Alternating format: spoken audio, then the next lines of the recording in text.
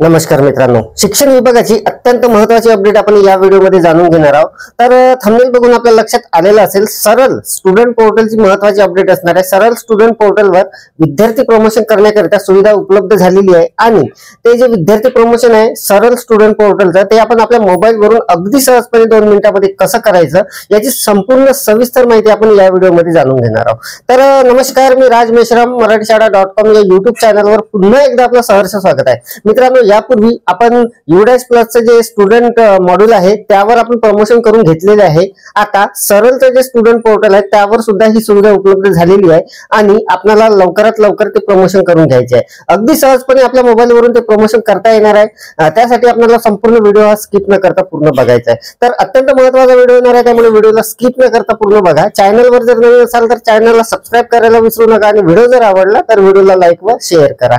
चला तर मग सुरू करूया।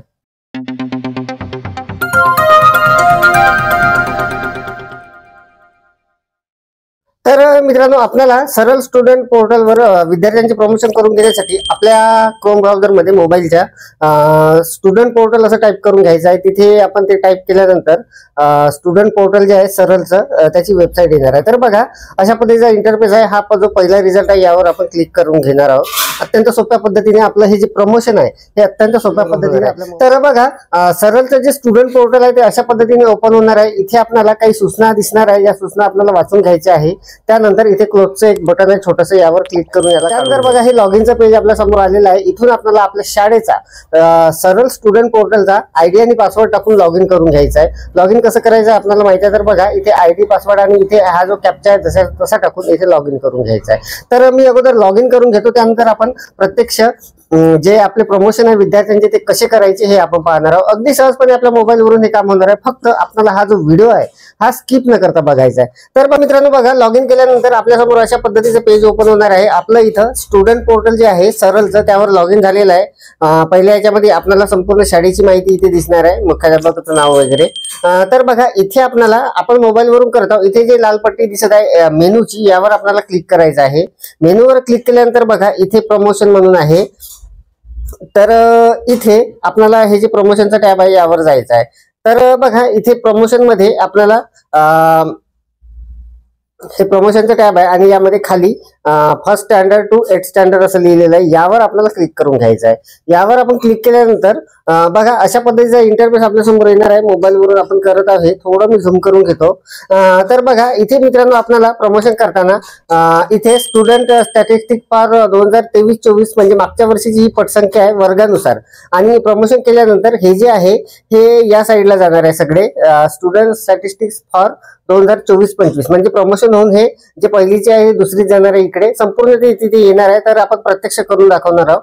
आणि त्यानंतर शेवटचा जो वर्ग आहे मित्रांनो आपल्या शाळेचा, जसं या शाळेचा 5वा वर्ग आहे शेवटचा, तर 5वीचे विद्यार्थी आहे इकडे हे ड्रॉप बॉक्स मध्ये आपल्याला दिसणार आहे। तर बघा, आता आपण प्रत्यक्ष करायला सुरुवात करू।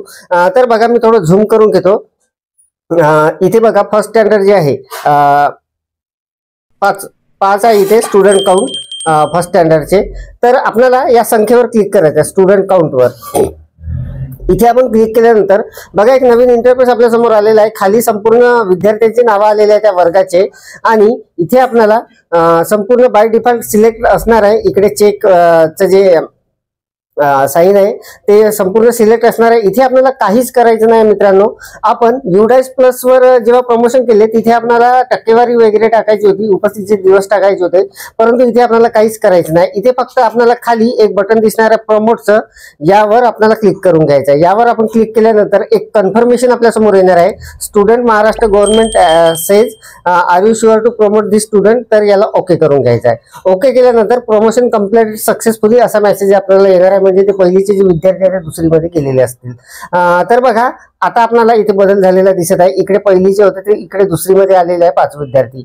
याच पद्धतीने आपण आता दुसरीच्या विद्यार्थ्यांचं करून घेणार आहोत।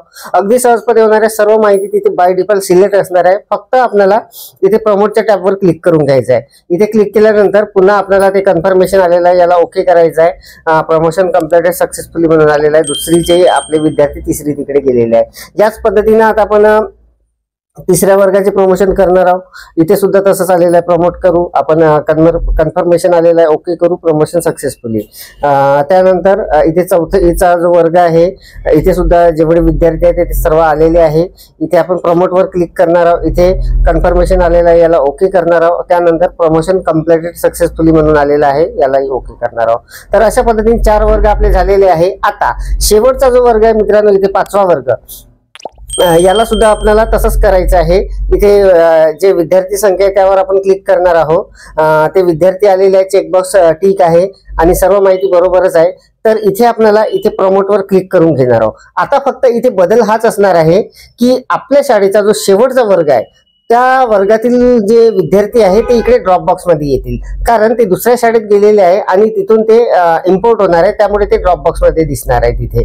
तर बघा, मी याला प्रमोटवर क्लिक करून घेतो. तिथे कन्फर्मेशन आलेलं आहे, are you sure promote this student म्हणून याला ओके केलं आपण. ओके केल्यानंतर प्रमोशन कम्प्लिटेड सक्सेसफुली म्हणून आलेलं आहे, याला सुद्धा ओके केलं.